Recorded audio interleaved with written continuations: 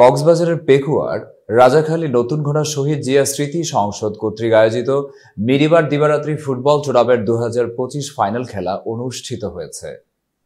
বৃহস্পতিবার রাত 10টার দিকে নতুন ঘোড়া সাগরিকা ফুটবল মাঠে এই খেলা অনুষ্ঠিত হয়।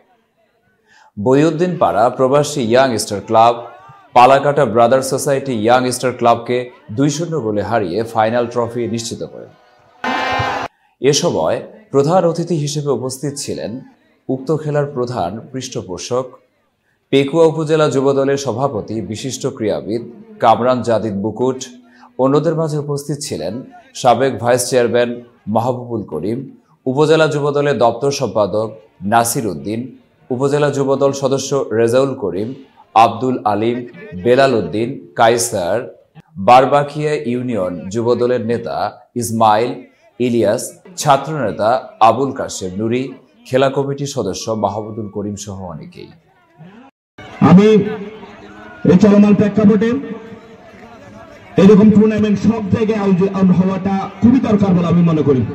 কারণ বিভিন্ন সমাজে অপসংস্কৃতি, অপরাধ কর্মকাণ্ড থেকে যুবক এবং তরুণ ছাত্র ভাইদের এখন বিরত রাখার জন্য সবচেয়ে উত্তম মাধ্যম হচ্ছে এখন খেলাধুলা।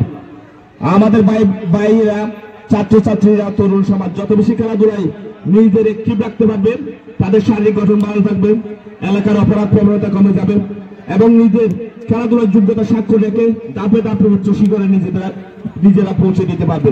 সেজন্য যার যার অবস্থান থেকে যে যেখানে এখন যতটুকু পারেন টুর্নামেন্ট আয়োজন করার জন্য চেষ্টা করবেন, টুর্নামেন্ট কমিটির পাশে থাকবেন। খেলোয়াড় যারা আছে তারা যাতে সবসময় খেলতে পারে, তাদের প্রয়োজনীয় চাহিদা কি সেসব বিষয়ে সহযোগীদের জন্য যার যার অবস্থান থেকে চেষ্টা করবেন।